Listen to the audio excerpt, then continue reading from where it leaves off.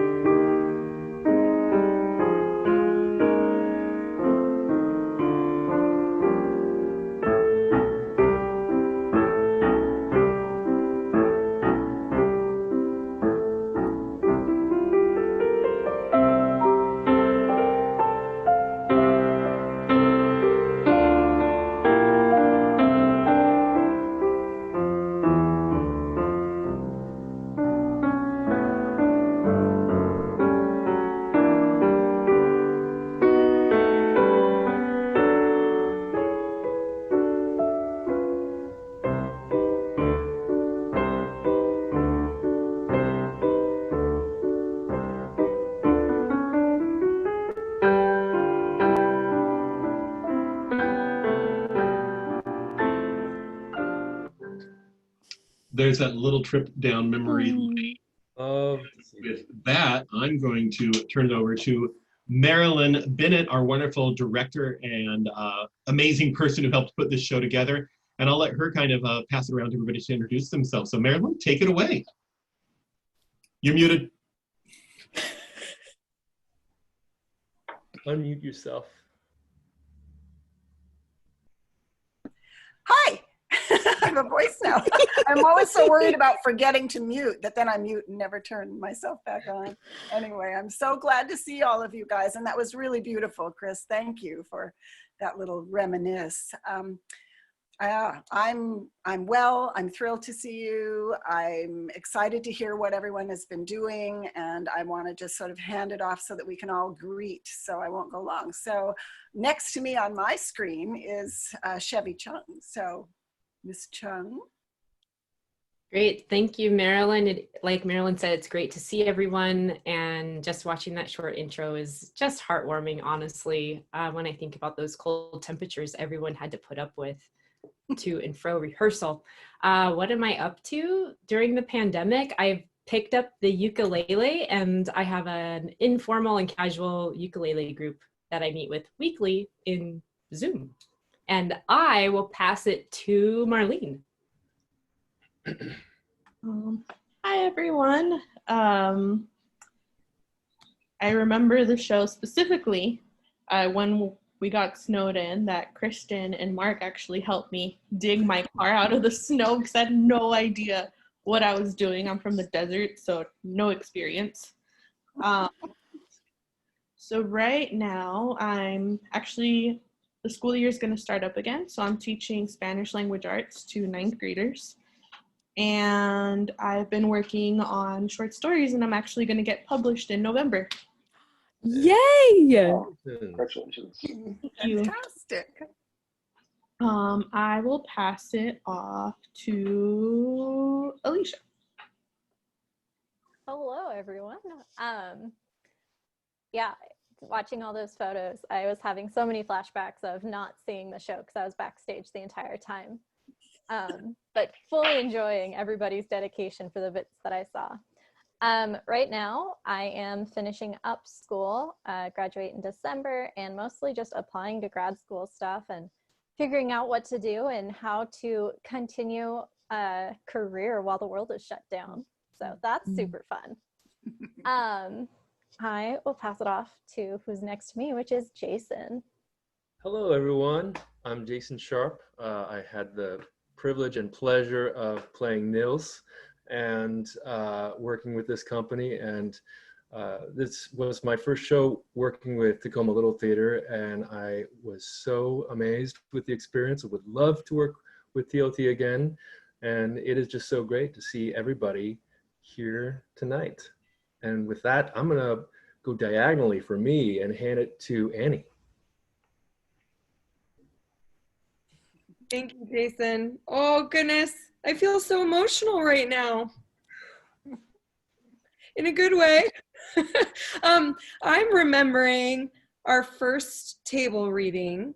I'm remembering just kind of the care and craft of Lydia's script and the stack of pencils and being in tight quarters, which in a pandemic setting, we would never be able to have a table reading and be shoulder to shoulder.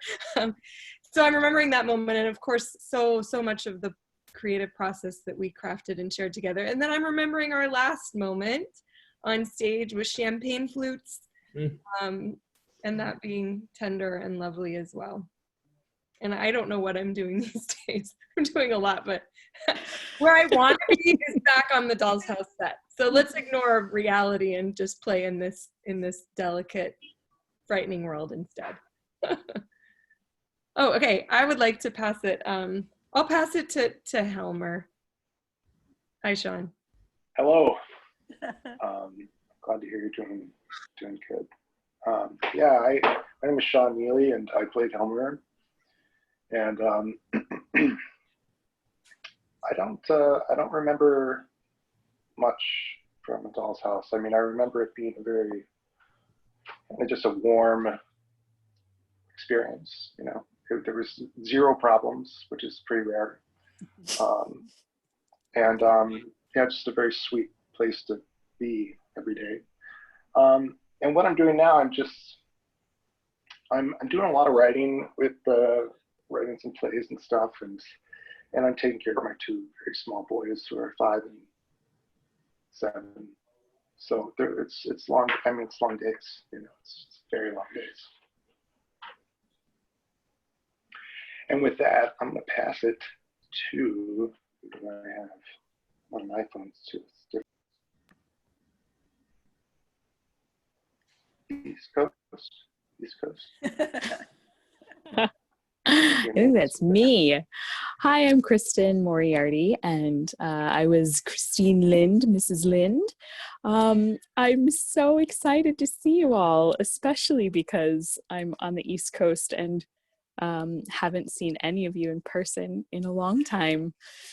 I moved out to the Berkshires of Western Massachusetts to take a full-time job at my artistic home at Shakespeare & Company. And I work in our development office, and I act and I teach out here. And we have closed all of our programming down for the summer. And so there's lots of fundraising going on. So I'm still really, really busy at work, probably busier than I ever have been. And still just trying to find time to get outdoors and hike and spend time with my family. I also, like Sean, have 2 little ones, 5 and 7. And we just moved them into separate bedrooms today because after 5 months of everybody being home all day, every day together, that was necessary. So that's what's going on. That's what's going on at 10:19 in the Berkshires right now. Now everybody's sleeping and I'm having a glass of wine and so delighted to be with you all. So I'm going to pass it to Lydia. Hello, everybody. Lydia Valentine. I was the dramaturg for the show, the assistant director, and adapted the script with Marilyn. And that's what that was the beginning for us. Almost 7 months before, 6-7 months before we got started on stage, she and I would meet and we just went through the script line by line, adapting it. It was lots of fun, and it's something I really miss right now, not being able to meet with Marilyn and talk stuff at Karina Bakery and Chevy at Empathos. It was a very special experience. I think about it often. Right now, I am actually working on another play festival, the Unleashed Festival, with Porkfield Productions. It's the oldest Asian American theater in Seattle. And we just had our first read through of one of the plays on which I'm the dramaturg, and they'll eventually in November be doing live shows, and live on Zoom shows. And my poetry collection is about 3 days late to the publisher. So when I finish here tonight, I will be hopefully finishing up my last edits so I can send that off. And that should be out around the first of the year. Yahoo! Congratulations. Thank you. Thank you.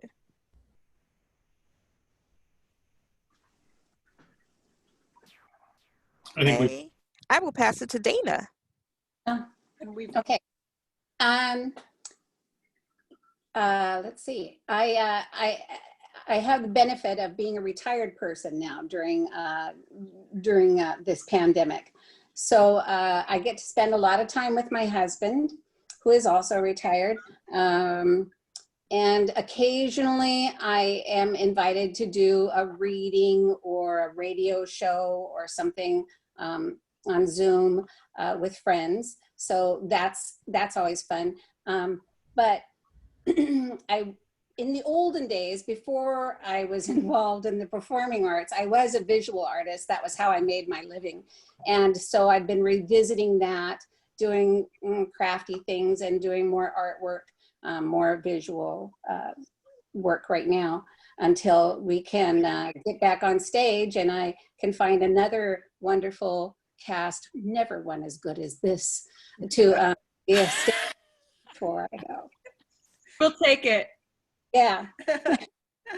No, truly. I mean, you guys were really, really wonderful. A lot of fun to work with.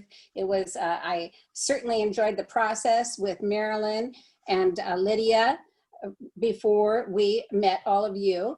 And then, gosh, we got together with you guys and you were also professional and super fun to be with. And I really, really enjoyed my time. And golly, that was a beautiful show, wasn't it? Yes. Yeah. So let's see, is Jillian still on with us? I don't see her on screen. She's muted. Jillian, you're muted right now. Are you able to unmute? We might be having some technical difficulties over on that end, so hopefully she'll be able to unmute in a little while. And Chris, I don't follow directions very well, so I didn't really tell anything about what I've been doing. I was so excited to hear everybody. You can go for it, Marilyn. That is A-okay. So maybe I'll just kind of take care of that now. I'm like Dana, I'm retired and so is my husband. So that to me is, if you're healthy, that is a very fortunate circumstance, and we feel blessed to live where we live, be together, do what we do. Lots and lots of gardening and house projects and a little bit of tentative hiking and camping, which is interesting in a pandemic, but we pulled it off, I think. And I did make about close to 300 masks for multi-care during the course of the pandemic as a volunteer. My husband set me up a little garret sewing shop up in the top of our house, and I just went after it. And it was really, really, you know, comforting and good and feeling useful. And I just got to absolutely love it up there. And I played all old, stupid 80s music and just Yeah, I really dug it. I had a blast. And right now, I did some readings with Annie and Jason and Chevy on Zoom. We did Trojan Women, and we read Boudica, and we read 10th Muse, and that was just really enlivening and sort of kept us connected to our theater, which was great. And then now I'm preparing to direct a staged reading, a fairly thoroughly staged reading of Stupid Effing Bird by Aaron Posner, who is the riff on The Seagull by Chekhov. And I'm working with UPS students. I have a wonderful production team of students and faculty, and we're trying to figure out all of exactly what's happening here. How do we get from Zoom to OBS to, you know, Vimeo at UPS, and just a lot of, I'm not really learning tech, but I'm listening to a lot of talk about it and nodding my head and saying, sounds good. So that will happen in October, and I'll be sure that you all know that it's happening. It's a very fun play, really lively. Might know, Jillian, you would totally enjoy it. So, so there we go. Thank you, Chris. No problem. We're all at the mercy of technology these days when we're trying to communicate with one another, it seems. First thing I'm going to ask is, this was part of our 100th season, which was seasons from the past 100 years of shows that we've done over our 100 seasons. And Marilyn and I had talked about A Doll's House. I think we were at a Tacoma Creates brainstorming session back before Tacoma Creates passed, when you and I sat at the same table, and I said, I want you a part of our season. And the neat thing about A Doll's House is that, correct me if I'm wrong, Lydia or Marilyn, it's an 1879 piece. Is that what I'm remembering? The neat thing about it is that it's public domain, which means that we have the ability to adapt Ibsen's original text and work with it and create it and make it work to our needs. And that's something that Marilyn and Lydia took on. And I'd love for both of you, if you are able to, speak to what it was like to adapt an 1879 piece for today's audiences. Yeah. Lydia, why don't you start? Yes. Well, one of the interesting things that I do a lot of academic writing, and so I don't use contractions a lot. But reading through a script in which there are no contractions, you know, we shorten the way we speak all the time. So one of the first things we did was go through and make contractions to kind of shorten and abbreviate the things that people said. It was also really important for us to explore and kind of broaden Nora's role as a mother, and so and her interaction with her children. And so we added some more speaking parts for the children, kind of lengthened that out a little bit to see them together and to demonstrate how important, you know, her kids were at her heart. They really were. So the end is it really demonstrates her sacrifice and what it truly means. I really like Ibsen, actually. He was taking on a lot of concepts and ideas that were not popular at the time. And in fact, when people first put on A Doll's House, they changed the ending because they thought it was so antithetical to what they expected women to do and the way that families worked. And he was really upset and ended up leaving Norway. But, you know, now in this time, I think there is still a stigma on women leaving the family and what families are and what are the expectations of women. So even though it's from a long time ago, it also has very timeless themes to it as well. Marilyn? I would love to welcome Jillian first and hear how you have been. Jillian, would you talk to us a little bit about how you're doing and what your summer has been like, and what school's going to be like for you when you start? I'm good. Next year I'm going to a new school. I'm going to St. Pat's, so that's going to be different. So. And how's the summer? What keeps you busy this summer? I saw you bicycling. I know you do that. Yeah, I've been biking a lot, and for the past few months, I've been doing ballet. Good. So. Good. I did ballet from the time I was 4 till college. I'm proud of you. You will be wonderful in dance. I just got my point shoes, so. Oh, Yeah. congratulations. Thanks. That's huge. Good job. Beautiful. Yeah. Anything else, Jillian, for us? What grade will you be now? I'm going into 6th grade. Jillian? Excellent. I'm going into 6th grade. Excellent. Well, we're so glad you're here. Nice. Thanks. Really quickly, So glad you're here. Marilyn, before we jump back in with the adaptation, I wanted really quickly, we want to make sure that we recognize our friends who aren't here tonight, which was Mark Peterson, who played Dr. Rank. We had Patrick Goh, who played Ivor. We had Nigel Kelly, who played Bob. And we had Robin McGee, who played Anne-Marie. And also Jack, and I had Jack's name for a second. I can't remember Jack's last name all of a sudden. Aldisert. That's right. Who was working with us as an assistant dramaturge and production assistant for the show. So and he's filming a movie tonight, so he's working on a short film. That's why he can't be here. He sends his regrets. Cool. Hopefully he will hear us say hello to him. But those were our friends who aren't able to be with us here tonight, so I want to make sure that we made a shout out to them. Marilyn, now I'll turn it back over to you for the adaptation process. Yeah, much of what Lydia said is what kind of thrilled me about it. Of course, our sessions, we would give each other, I think, like 15-page sections to take and look at. I think we had at least 3, if not 4 other versions of the play, including Nick Olson's adaptation, which was very useful. It's more stark and even more, I think, trim than ours, and did not have the children as present, but there was some wonderful work in there that we borrowed from, and then several other through the years. It's been translated and retranslated many, many times. I think in addition to everything that Lydia mentioned that was just so fun and interesting to do, and we combed through it word by word a couple times probably, was bringing it to the company and having it be a living document.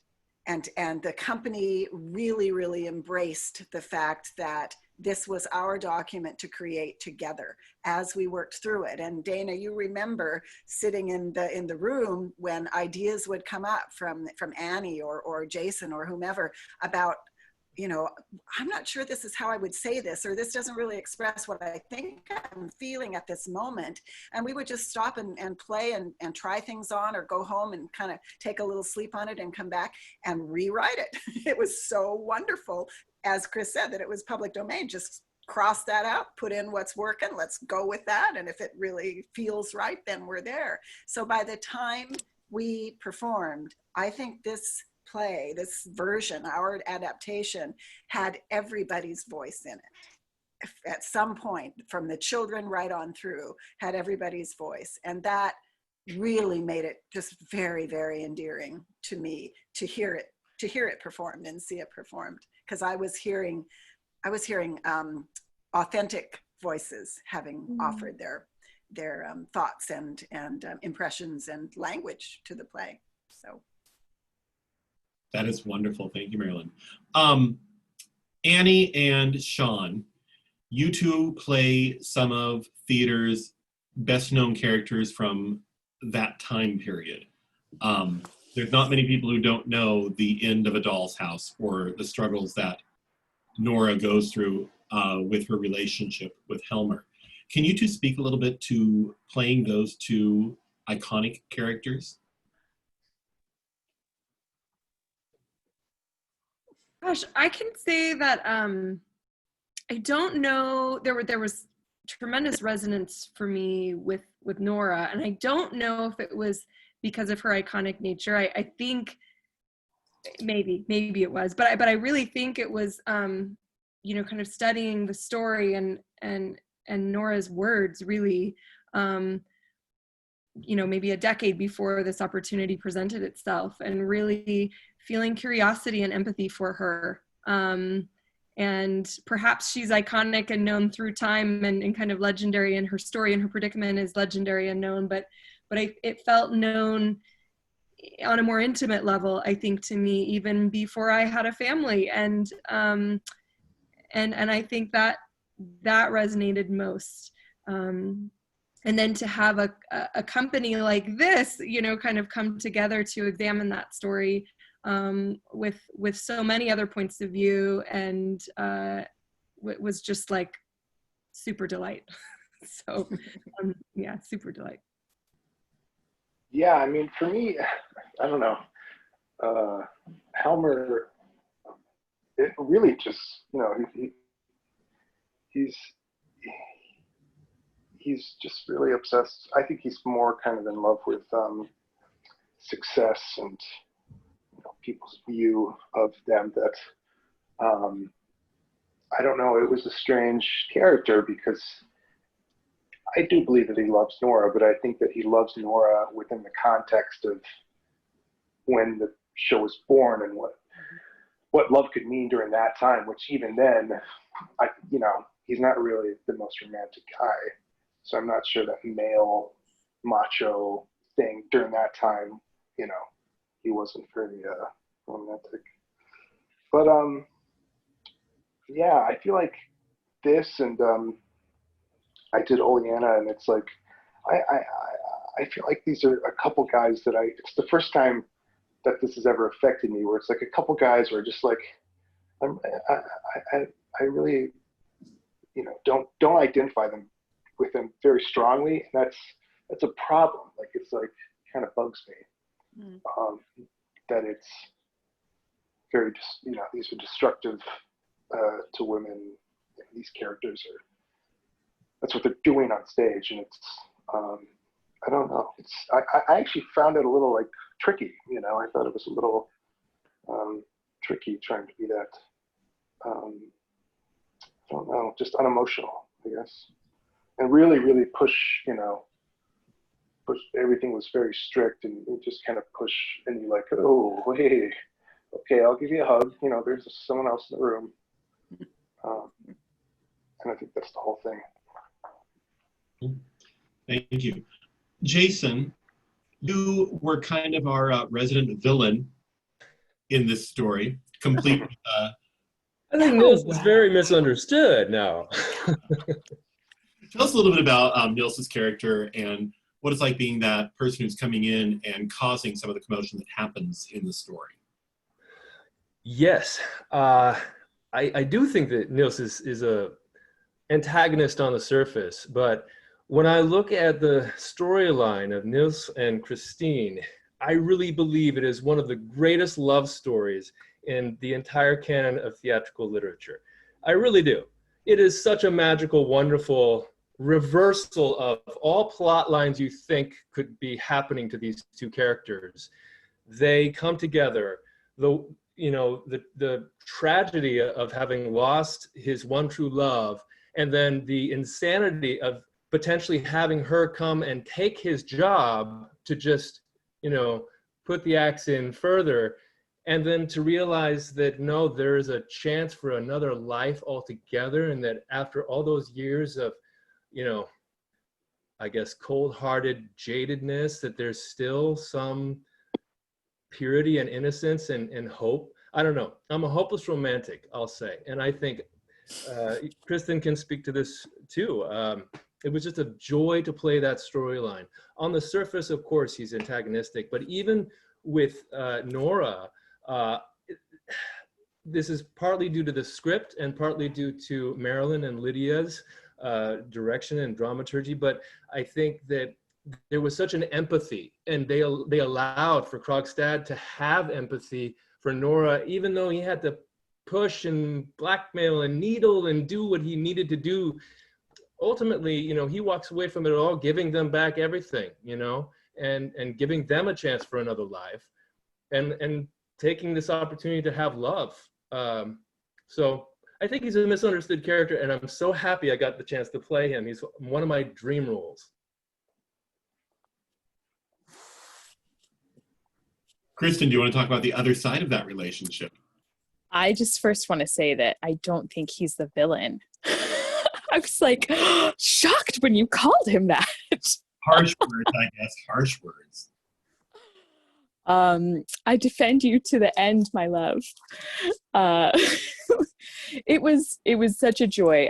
I knew Jason prior to working on this project together, so we already had a foundation of trust between one another personally as friends and also as artists. So for me, that helped, that we just both, I think, dove straight in to really exploring what that relationship was and what it could be.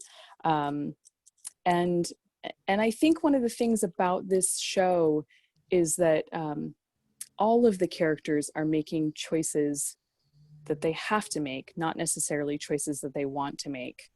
And I think that's one of the things that makes this show so dynamic, because as an audience member, I think that there's somebody to relate to for everybody out there, little glimmers of things.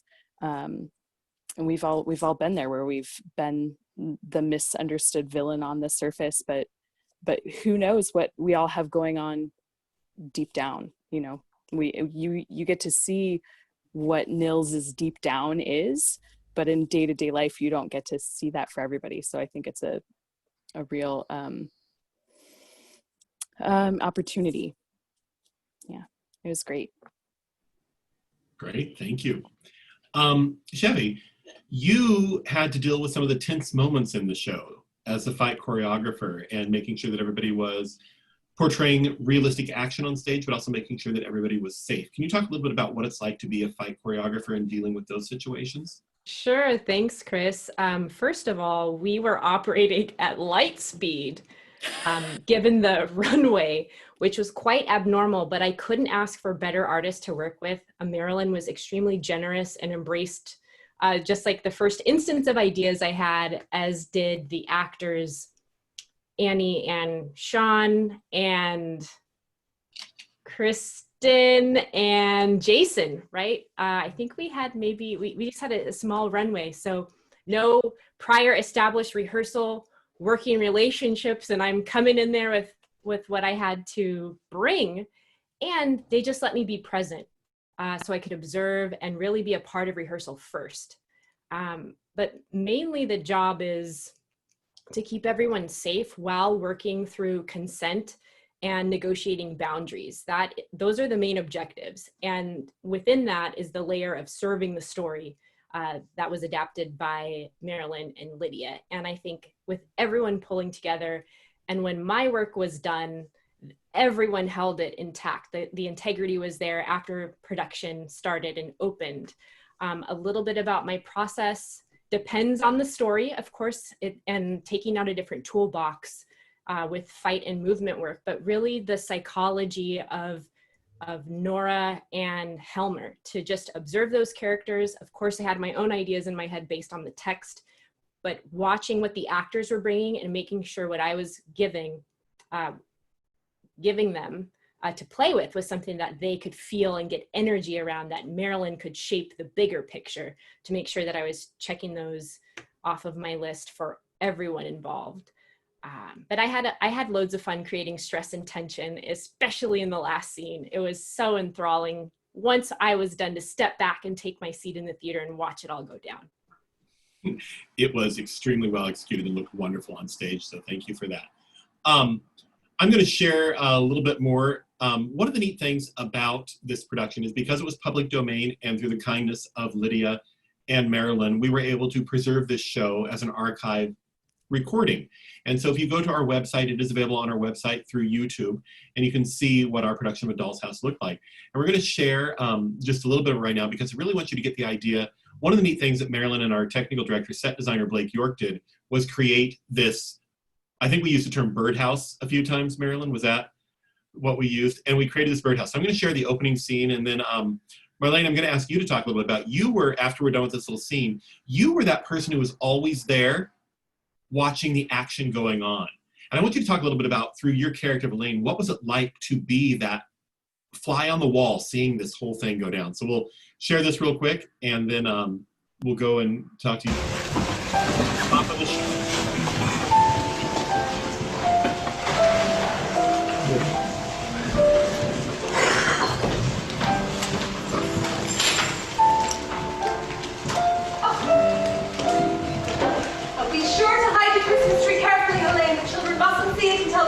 When it is fully dressed. How much did the porter say? Here's 5. Keep the change.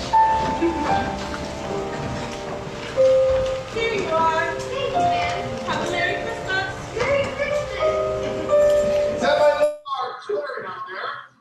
And we never left, and I'm not going to say 4 walls because there were 8 walls technically in that bird cage if we look at it, but we never left those 8 walls. And so we were in this really constrained space, yet so much action and art happened within those spaces. It's really one of my favorite sets that we've had on the TLT stage in recent memory. Marlene, tell us a little bit about what it was like to be that character who was there all the time and watching what was going on. Okay, so firstly, man, I missed that costume. It was so cool. I remember just like kind of spinning in the skirt and being like, oh. We actually had a joke going on that it was really like the Helene story, that she was the one manipulating all the characters so she can end up with Helmer at the end and have all the money. So, but it was, I don't know, it was hard to see everything and know that you can't, like, you don't have any effect on the characters because you're technically not there, you know, you're the help. But I remember just being like, oh, if you just give me one line, just one punch, we could solve this right now. I also remember my favorite scene was when Annie and Mark were together and they were discussing, and he's like, oh, I'm so in love with you. And then they separate and I walk in with like a tea tray and I'm like, I know what's going on and you know I know what's going on, but we're not going to talk about it. So let's do that. So I had a lot of fun with it. And I mean, backstage too, I was like, oh, and this is happening in the house. And this is how I know that this is happening. And so I think in my mind, I just blew the story out of proportion. So that's kind of what it was to play that character. Marlene, can I tell them how night after night, you know, towards the end when the doorbell rings and Nils has returned the bond and is passing it off, just to keep it fresh every night. I insisted on giving it to Helene myself, and you know, she'd open the door and I'd hand it to her and I'd say a different way of saying I'm sorry every night. Some nights it was like, sorry about it, and some nights it was sorry, not sorry, and some nights it was oops, my bad. Just to see if I could get her to break. But you know, she never really did.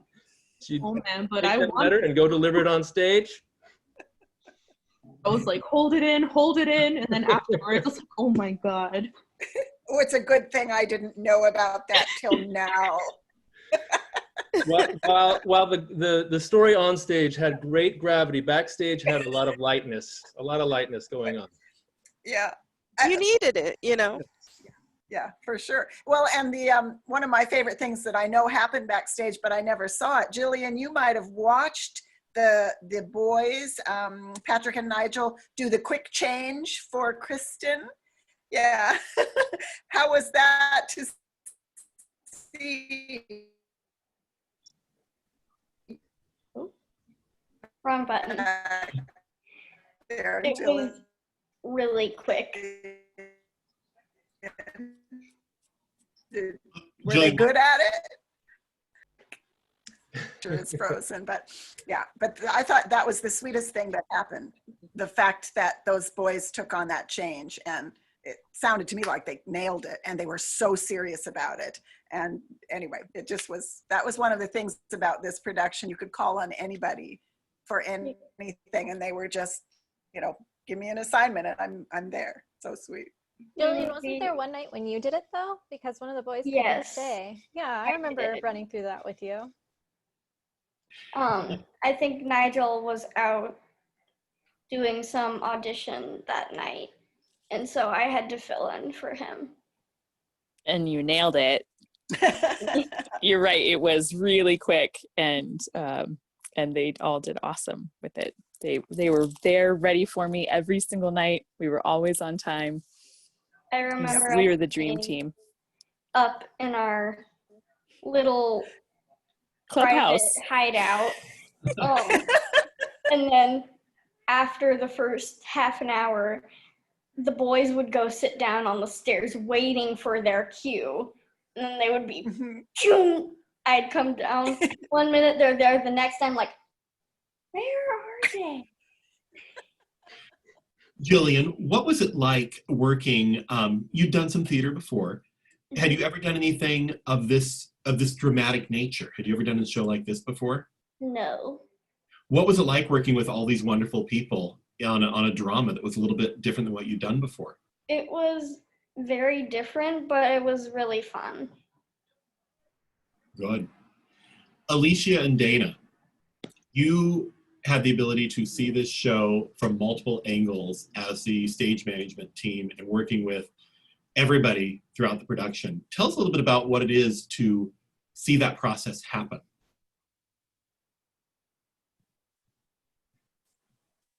Oh. Unmute Dana. We can read lips, but not that well.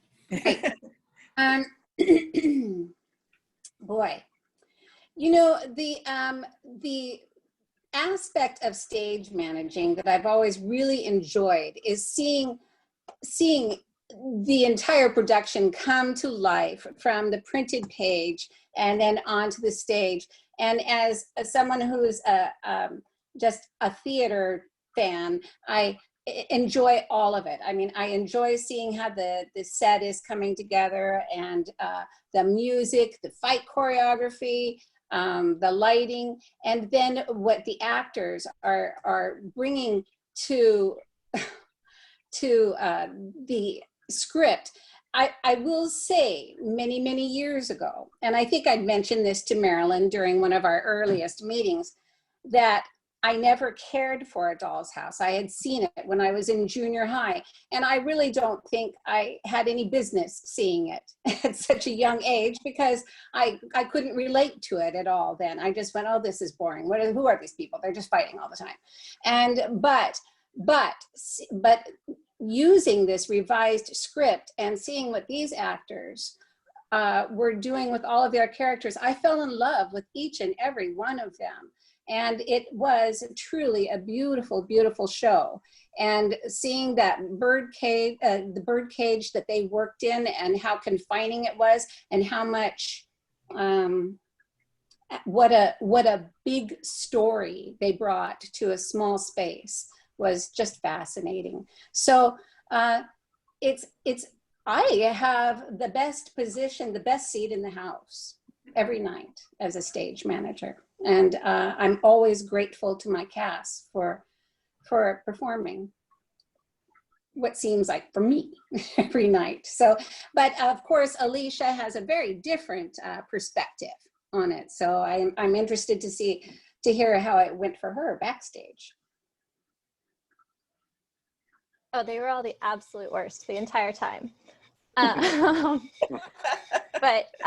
no, I mean, working backstage is just such an interesting experience from the get-go, because usually you're thrown in sort of last second, and then you're trying to make sure that you know who everybody is and where they need you when and whatnot. And I showed up and everybody was so dedicated and like such problem solvers. I came in and they're like, okay, so technically I'm gonna ring this doorbell, but I can't see or hear when to ring it. So all I need you to do is stand at this right spot and give me a thumbs up, because we've got the doorbell down. We just need to know when. And, you know, just every single person, they were constantly working together backstage, and, you know, they knew how to have fun. And one thing that I really enjoyed personally was I had a headset with Dana. So I didn't get to see the show, but I could hear her reactions. And Dana is somebody who thinks out loud. And so she would be firing all the cues, and she'd be like, okay, 1, 2, 3. Okay, now I press go. Okay, now I press go again. Okay, now I wait. And it was just the entire time a narration of Dana while hearing everybody else work together. It was just a really fun experience.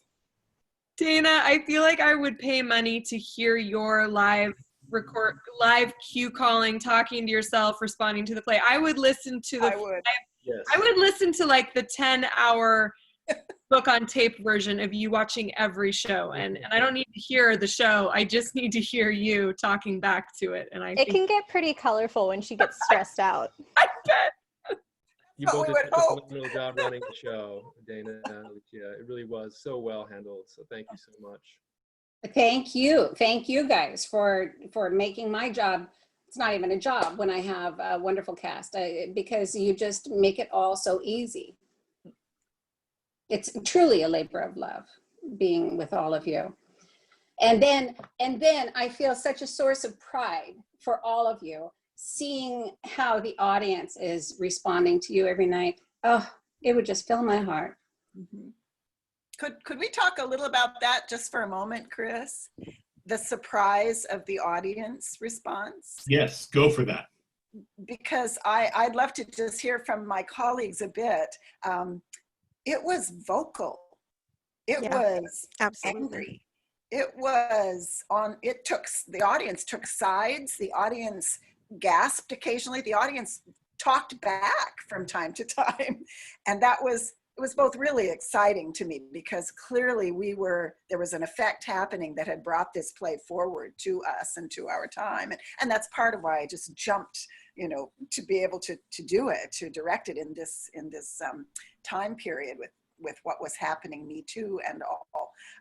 But I just found that the first night it played, when I started hearing that, oh no, what?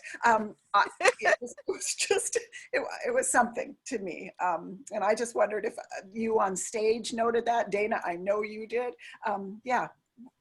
Anyone else want to just weigh in on how viscerally engaged, and I think almost unconsciously, a certain amount of the audience was on at least several of the nights?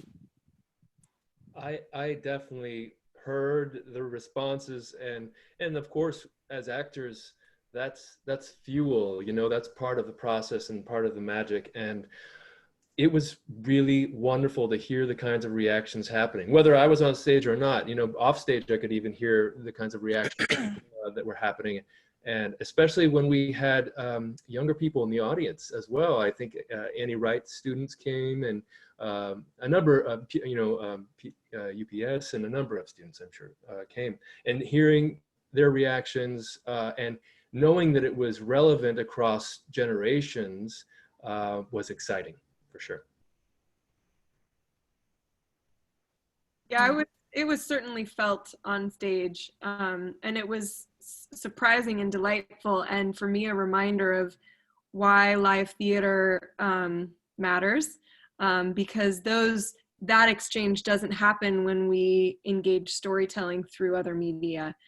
Even right now on a Zoom call, it's hard. We're not getting that real-time feedback from one another, right? And so to be able to share in spaces where bold exchanges of ideas, provocative thoughts and stories and experiences are being shared in real time, and the reaction is generous and open and present, that's the magic right there. I hope we can find more and more ways of participating in theater in that way, whether as curators or storytellers or recipients of stories, because that's that tender spot. Anybody else want to chime in on that one? I can say, at least from my perspective, because I wasn't on stage a lot, but I was behind, ready with my little tea tray. It was awesome to hear the crowd reacting. So I was like, yes, I know how great they are, but now you know how great they are. So it's awesome. And I remember this one night, it was Jillian, Patrick, and oh my goodness, I forgot. Nigel, there we go. We were sitting, behind the stage, right, waiting for our curtain call, and we're just watching the end of the play kind of evolve. And there was these ladies in the audience are like, yeah, you go, girl. And I was like, yeah, they know what's up.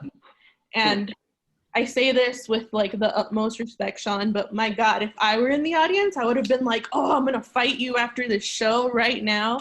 You just played Helmer really well. So it was. There were a couple audience members who were just said, I'm gonna shake your hand, but I don't like you. Okay. That's totally fair. That I think, Marilyn, you're talking about the audience and the curtain call. I think that's going to kind of bring us to the end because we are at our time for today. I want to thank all of you here, Jason, Alicia, Chevy, Marlene, Marilyn, Annie, Dana, Kristen, Lydia, Jillian, and Sean, all for being here today and doing this episode of Castmates with us. Some fun things to know about in the future. When it is safe for us to put on our next season, Marilyn and Lydia will be back with us with A Doll's House Part 2, which was on Broadway 5 years ago. And it is the continuation of Nora's story 15 years later, so we're very excited about that. Tonight we do have Spacey's coming up in just like 2 minutes. I think we're down to Spacey's coming right up on our tail for this, so we'd love you for you to join us for that. And then next week we will have some more live programming for you Friday night. We still have things going on here at Tacoma Little Theater. We thank you so much for being here, and we're going to go now. Go ahead. Chris, can I say just one thing? Absolutely, Lydia. You know, Ibsen was really renowned and lauded for being a feminist, and he actually pushed back against that, not because he didn't believe in equal rights for women, but he really believed in equal rights for humans.